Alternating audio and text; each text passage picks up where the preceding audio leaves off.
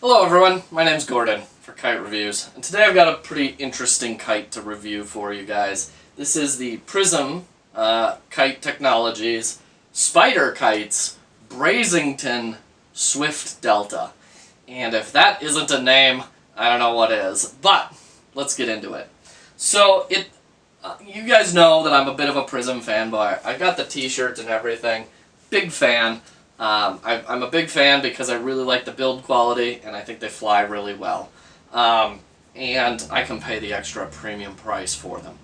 I can see why people don't like the brand, but I prefer those things in my kites, and so I'm a big fan. I got my Z5 right here. Actually, I got multiple Z5s, but this one happens to be my favorite because plasma is amazing.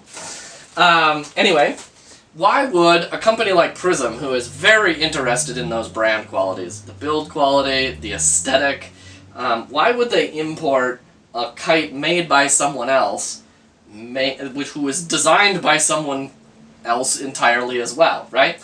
I don't know, to be honest with you. I suspect it has to do with tariffs, but all I know is that it popped up on the Prism website, sold by Prism, which makes it a Prism kite, at least brand-wise, and that means that I need to have an opinion about it, right? Because I am the Prism guy, right? So, one of the fun things about kite reviews is that I can use this channel to justify buying extra kites. And as soon as this one popped up on the website, I had to buy it, just to check it out. It is $45 on the Prism website, or $50 on other websites, like Kitty Hawk Kites and Picture Pretty Kites and things like that. Which makes it the same price as a Z5. So, one of my favorite kites, the Z5, why would I want to choose this over a Z5? And I'll tell you, the first reason is that it just flat out outflies a Z5. In low wind, it flies more stable and in slightly less wind. We're only talking about a mile an hour or two, but it does fly in less wind. On the high wind side of things, I think it actually does better as well. I think the shape is more conducive to high wind, and I think this bent spar design that uses the tension in the ripstop to hold that shape means that it deflects a little bit less in the wind, in high wind, and so it flies really well in high wind as well. Another nice feature compared to the Z5 is it does come with its own tails.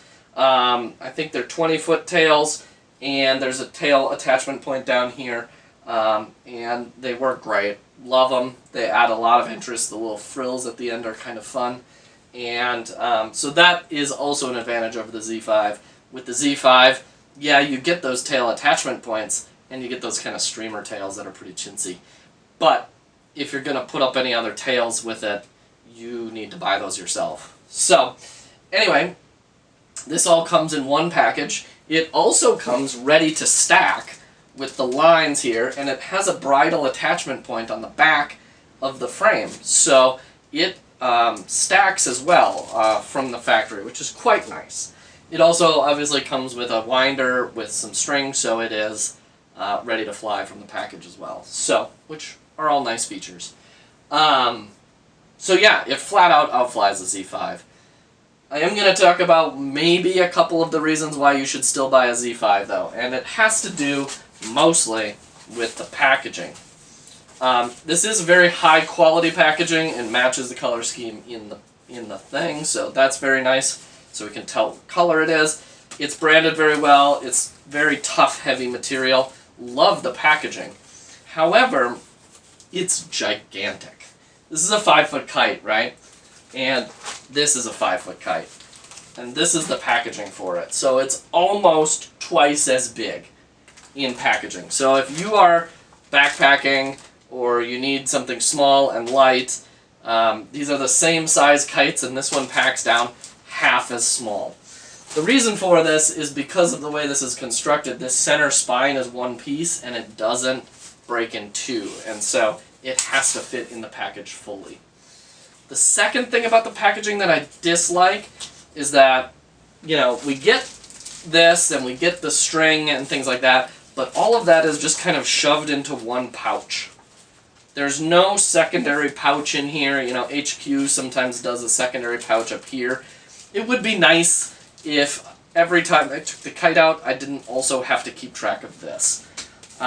So those are a couple reasons why you might buy a Z5 instead of this, but I think this is a great kite, and I can't give it any more endorsement than the fact that I went out today and bought the other 2 color schemes of it, because I plan to do the 3 kite stacker with them. So with that, I think I'm going to conclude this review. My name's Gordon for Kite Reviews. Thanks for watching.